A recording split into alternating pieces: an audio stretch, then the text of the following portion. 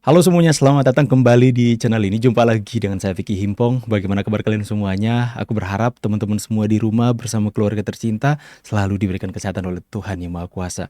Senang bisa jumpa lagi dengan kalian di konten kali ini. Dan seperti biasa, kita akan membuka ruang diskusi publik atas video-video yang beredar viral di sosial media. Kita sama-sama hindari yang namanya disinformasi, fitnah, dan ujaran kebencian tanpa perlu banyak basa-basi. Kita bahas video yang pertama. Ini pasti pembenci Pak Jokowi kejang-kejang nih teman-teman ya. Jika melihat bagaimana approval rating Pak Jokowi ketika dilakukan survei itu masih sangat tinggi teman-teman. Jokowi masih di hati rakyat. Survei nasional 2026 ya. Tingkat kesukaan popularitas Pak Jokowi 72%. Ini dari mana ya? Ada 3 survei yang kemudian ketiga-tiganya itu hampir sama nilainya teman-teman. Ya, ada yang 70,2%, ada yang 80% ya. Kita lihat. Padahal sudah tidak menjadi presiden, tapi kecintaan masyarakat masih begitu tinggi teman-teman ya. Ini membuktikan bahwa pengaruh Pak Jokowi masih sangat tinggi. Dan kemudian para pembenci mengatakan, itu pasti survei abal-abal, itu pasti settingan Pak Jokowi, itu pasti geng Solo yang atur dan sebagainya. Pasti akan ada orang-orang yang mengatakan seperti itu. Tapi mari saya akan ajak untuk melihat kejadian nyata yang kemudian terjadi di masyarakat bawah tentang kecintaan Pak Jokowi. Mulai dari Lampung kita sudah melihat bagaimana antusias dan kecintaan masyarakat kepada Pak Jokowi sangat luar biasa. Kita akan lihat bagaimana Pak Jokowi di NTT teman-teman ya. Ini anak-anak sampai berlarian, sampai quote and quote tidak memperhatikan keselamatan mereka. Ini sebenarnya bahaya teman-teman. Tapi karena mereka pengen untuk bersua dengan Pak Jokowi, mereka kejar ya. Mereka kejar mobil yang ditumpangi Pak Jokowi teman-teman. Anak-anak ini loh. Hati-hati loh dek ya. Nah coba kalian lihat. Bersorak-sorai dapat kaos dari Pak Jokowi, begitu gembira masyarakat NTT teman-teman ya. Langsung dilempari kaos-kaos sama Pak Jokowi, dikejar. Ini dia teman-teman, luar biasa penyambutan masyarakat NTT. Pak Jokowi kalau ke NTT itu pulang kampung teman-teman. Wow. Tarian adat NTT luar biasa sekali teman-teman ya. Keren banget. Akhirnya ketemu juga katanya. Senyum lebar masyarakat NTT. Udah enak banget ya, bisa salaman sama Bapak Jokowi. Coba kalian lihat, kegirangan banget pegang tangan Pak Jokowi. Luar biasa. Mana itu kader dari partai mana tuh yang bilang Pak Jokowi tunjukkan ijazah dulu sebelum ke NTT karena akan menunjukkan hal yang tidak memberikan teladan katanya. Makan ini. Luar biasa.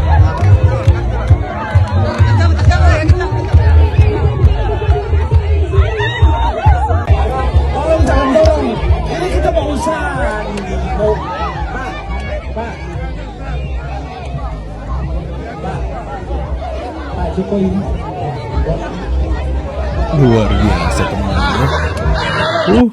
Itu baru bilang, itu fakta-fakta yang terjadi. Klaim bahwa Jokowi masih punya dampak elektoral pada partai politik adalah propaganda dari kebohongan yang diulang-ulang. Ini bukti dan datanya. Pertama, Jokowi tidak memberi dampak elektoral pada PDI Perjuangan. Faktanya keras dan gamblang. Pada Pileg 2014 sebelum Jokowi menjadi presiden, waktu itu Pileg dan Pilpres masih dipisah, PDI Perjuangan sudah meraup 18,95% suara dan keluar sebagai juara pada April 2014. Justru Andalah yang sesat narasi dan sesat logika. Justru Andalah yang memutarbalikkan fakta. Dengan terlalu keras Tanggal ya. 14 Maret Ibu Megawati mengumumkan Pak Jokowi sebagai calon Presiden Republik Indonesia. Buka datanya untuk Romli, buka. Ya. Tanggal 28 Maret apa isi pidato atau isi kampanye Bu Mega pada saat itu dimuat dalam detik. Jika kalau mau Jokowi jadi presiden, menangkan PDIP dulu. Jika Jokowi ini presiden, 2014 maka menangkan dulu PDIP. Bisa aja abang ini cari fakta ya. Romli, biar Anda jangan menyesatkan rakyat. Ya, semangat Anda untuk menjelekkan atau menurunkan popularitas Pak Jokowi emang luar biasa, tapi Anda lupa jejak digital pada tahun 2014 masih mantap bang, rapi mantap. sampai saat ini. Keren bang. Jadi buka terus faktanya. Andalah yang menyebarkan kebohongan, menyebarkan sesat logika, Anda memutarbalikkan fakta. Faktanya 14 Maret Pak Jokowi diumumkan sebagai calon presiden oleh Ibu Megawati Soekarno Yes. Putri. 28 Maret Ibu Megawati berkampanye mengatakan jika Jokowi mau jadi presiden maka menangkan dulu PDIP. Yes. Di tanggal 19 April barulah pemilu legislatif terjadi dan PDIP keluar sebagai pemenang pemilu dengan presentasi 18,59%. Tidak bisa dipungkiri bahwa pengaruh Pak Jokowi sangat luar biasa ya. Pengaruh Pak Jokowi itu mengantarkan PDIP juga untuk menang. Itu sebuah fakta yang hari ini masih terekam, rekam jejaknya masih ada teman-teman ya. Makanya abang tadi mendapatkan fakta ya berupa postingan-postingan di media-media tulisan seperti itu teman-teman ya. Kita next saja ke informasi selanjutnya. Nanti KDM akan masuk PSI. Pak KDM masuklah PSI. Nanti itu kalau misalnya KDM masuk PSI berpasangan dengan Gibran itu nggak ada lawan teman-teman. Itu nggak ada lawan lagi kalau KDM berpasangan dengan Mas Gibran. Kita next ke video selanjutnya.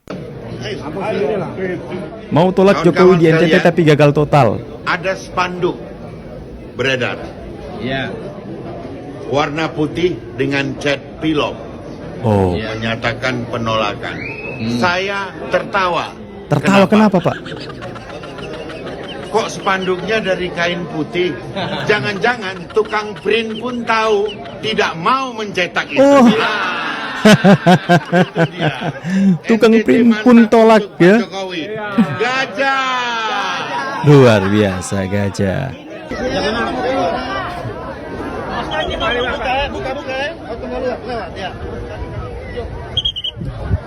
Ini Bang Billy ini ketua harian itu Nusantara teman-teman ya. Jadi tim media Pak Jokowi teman-teman, luar biasa.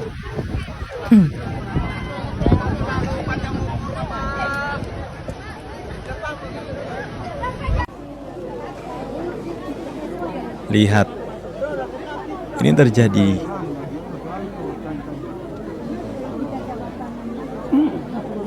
Minta tanda tangan di baju teman-teman. Kita next ke berita selanjutnya ya. Nah ini juga yang lagi viral teman-teman ya.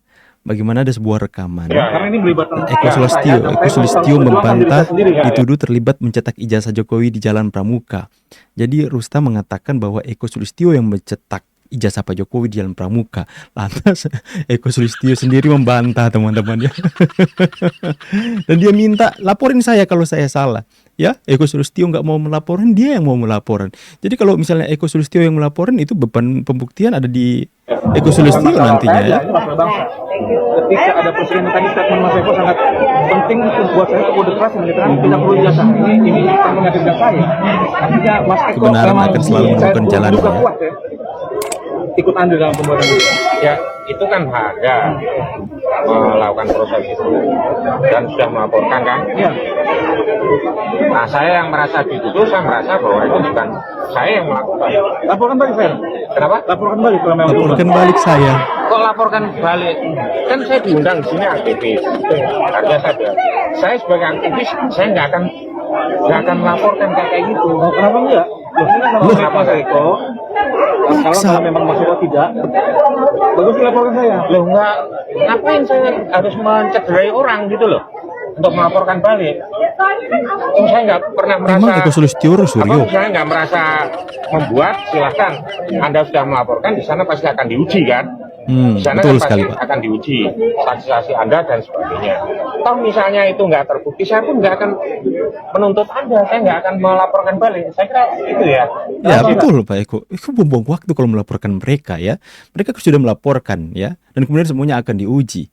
Ya, lantas dia mengatakan, ya kalau memang bukan Anda yang mencetak, silahkan laporkan saya. Eko Sulistyo nggak mau laporkan, ada memaksa. Ya, seharusnya ya Eko Sulistyo sudah memberikan keterangan bahwa saya tidak mencetak ijazah itu. Ya, seharusnya mereka ya pasti ketar-ketir ya kalau masuk persidangan. Mungkin di BAP atau apa mengatakan Eko Sulistyo yang kemudian mencetak ya. Lantas kemudian harapan mereka mau menghadirkan Eko Sulistyo sebagai saksi dan mengakui saya mencetak ijazah palsu Pak Jokowi di Pramuka. Wah, itu bisa menguntungkan mereka. Tapi ini mereka akan ketar-ketir ketika orang yang mereka katakan yang mencetak ijazah palsu Pak Jokowi katanya di Pasar Pramuka mengatakan saya tidak melakukan itu. Habis muder. Next lah kita ke berita selanjutnya teman-teman. Keselamatan rakyat itu tanggung jawab kolektif kita. Aduh lah, aku tidak mau bahas soal dia teman-teman. Mending kita lihat ini, pecah. Wih, luar biasa. Ini yang saya katakan tadi di awal surveinya, 80-an%, 70-an% teman-teman ya. Bapak Jokowi di hati masyarakat hari ini.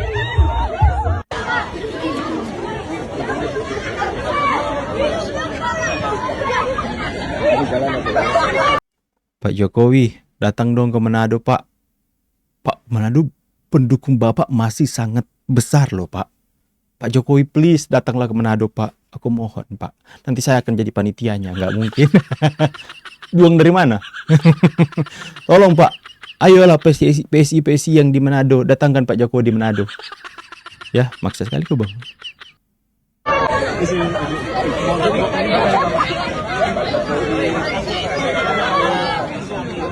Luar biasa Bapak Jokowi kita, teman-teman ya. Hidup Jokowi. Next teman-teman ya.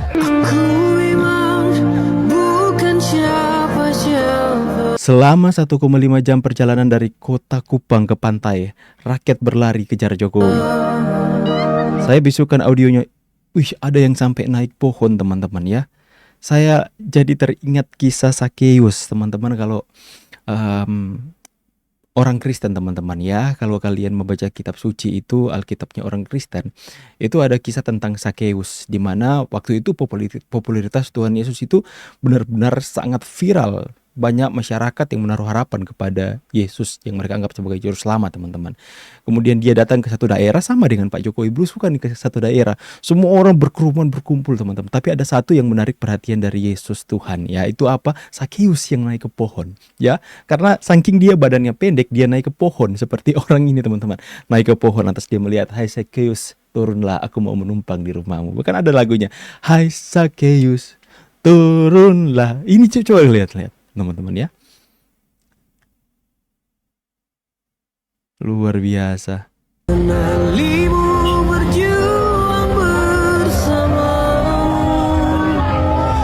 Jokowi, NTT selalu bersamamu Tuhan.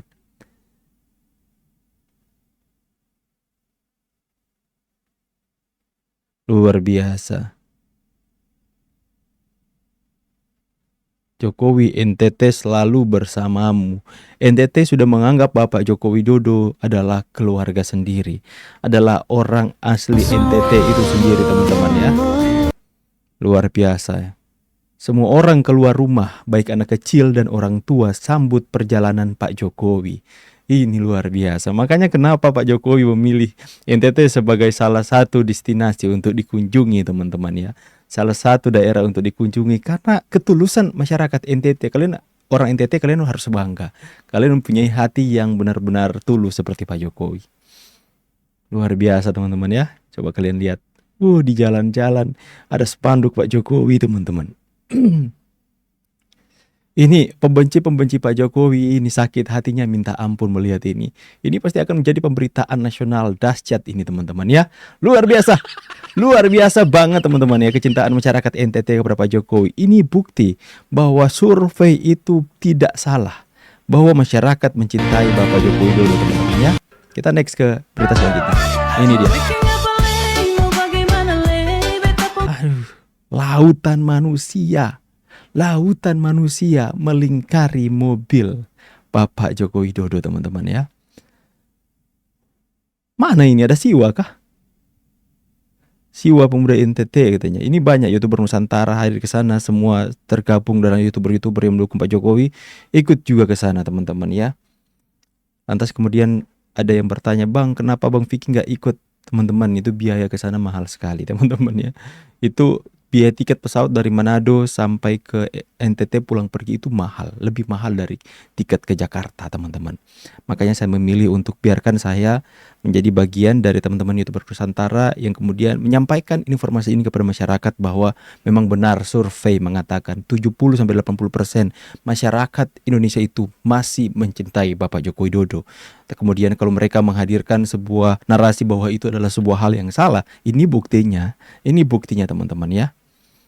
Mau apa le, mau bagaimana le? Maaf saya bisukan lagunya karena ini copyright teman-teman ya. Kalian lihat Lautan Manusia mengerumuni Bapak Joko Widodo. Kita dengarkan Tifa dulu. dan Rosario ini gimana?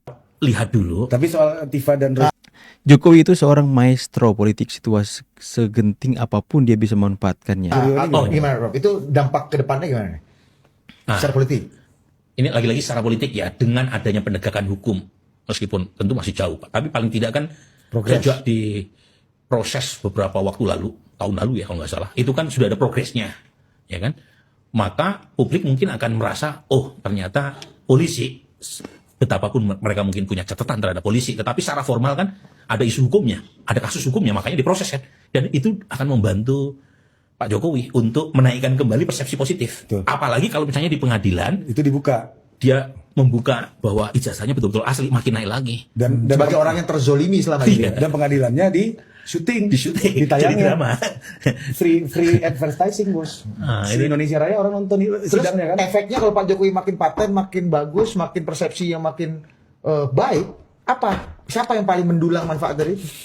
Nah, sekarang PSI ini kan elektabilitasnya 1,7%. Artinya Udah naik Pak selama jadi 4,1 satu Pak. setengah tahun terakhir itu betul-betul struggling nih PSI. Dan memang aura elektoral, saya pernah ngomong di sini, harisma elektoral itu nggak bisa diwariskan sepanjang masih ada pemilik Utamanya. brandnya itu masih hidup. Itu yang menjelaskan kenapa Mas Ahaye juga tidak naik kan, karena masih ada Pak SBY. Mas Gibran kenapa tidak naik, karena ada Pak Jokowi. Nah kalau misalnya Pak Jokowi berhasil memulihkan, menaikkan ya lebih tepatnya popularitasnya, kalau misalnya dia berhasil menunjukkan bahwa ijazahnya itu betul-betul asli di pengadilan dengan sorotan kamera dari sekian banyak media, ya tentu yang paling diuntungkan menurut saya PSI. Wih, ya. Betul Pak. Ini survei terbaru menunjukkan bahwa selamat datang di sana ya. PSI 4,1% teman-teman. Luar biasa, PSI dari 1, sekian persen naik sampai 4,1 itu sudah mendekati, ini masih bisa naik lagi teman-teman ya. Mendekati angka PKS dan Nasdem. Bisa saja menyalip PKS dan Nasdem teman-teman. Itu survei yang mengatakan, wow, pengaruh Pak Jokowi ini sangat-sangat dahsyat, sangat luar biasa teman-teman ya. Ini membuktikan bahwa apa yang mereka lakukan hari ini, ada kelompok-kelompok yang menyerang untuk menjatuhkan harkat martabat Pak Jokowi, untuk menjatuhkan popularitas Pak Jokowi adalah upaya menjaring angin. Kerjaan mereka seperti melimas air laut teman-teman. Tidak ada hasilnya. Bahkan ya, sesuatu yang negatif yang mereka serang kepada Pak Jokowi itu hanya menjadikan Pak Jokowi semakin populer saja teman-teman ya. Mereka hina sehina-hinanya ya, dengan tujuan agar supaya Pak Jokowi sudah tidak terkenal lagi, sudah tidak disayangi rakyat lagi. Sudah 1 tahun mereka serang-serang Pak Jokowi, 1 tahun lebih mereka hina-hina Pak Jokowi. Yang ada ketika dilakukan survei kembali, harapan mereka pasti berkurang 30% nih survei suara untuk memilih Pak Jokowi. Ada masyarakat yang puas, pasti masyarakat yang cinta Pak Jokowi karena kami sudah serang selama bertahun-tahun ini, pasti akan anjlok suara ketika survei keluar. Mudar. Ya. 70-80% rakyat mencintai Pak Jokowi. Pak Jokowi tes ombak, cek arus, apakah survei itu benar? Datanglah Pak Jokowi ke Lampung, disambut Lautan Manusia. Datanglah ke NTT, apalagi mobil Pak Jokowi dikejar-kejar, ya, mau ke toilet pun Pak Jokowi diikut. Luar biasa kecintaan masyarakat ini ke Pak Jokowi. Makanya saya mengatakan teman-teman ya, kalau Pak Prabowo nanti di 2029 mau meninggalkan Gibran, itu adalah sebuah kerugian yang sangat besar. Iya teman-teman ya. Ya, jadi hari ini kita bisa melihat bahwa orang baik akan selalu mendapatkan hal yang baik dari masyarakat. Ya, kalian menabur angin, kalian menuai badai. Kalian menabur kebaikan akan mendapatkan kebaikan. Kalian menabur cinta akan mendapatkan cinta. Pak Jokowi ketika memimpin 10 tahun, apa yang dia tabur? Kepeduliannya kepada rakyat, kecintaannya kepada rakyat. Belusukan, datang ke daerah ini, bertemu dengan rakyat. Apa yang dia taburi? Cinta. Apa yang dia taburi? Kepedulian. Apa yang dia taburi adalah keadilan sosial bagi seluruh rakyat Indonesia. Hari ini dia tabur apa? Cinta juga dari masyarakat. Kemanapun Pak Jokowi pergi, disambut dengan luar biasa teman-teman. Pak Jokowi please datang dong ke Manado Pak. Pak please Sulawesi Utara Pak, Manado itu basisnya pendukung Pak Jokowi, itu banyak dari hardnya Pak Jokowi di Manado Pak. Saya salah satunya. Ya, tapi jangan suruh saya menjadi penanti ya Pak ya. Oke teman-teman semua ya, terima kasih banyak kalian sudah menonton sampai detik ini.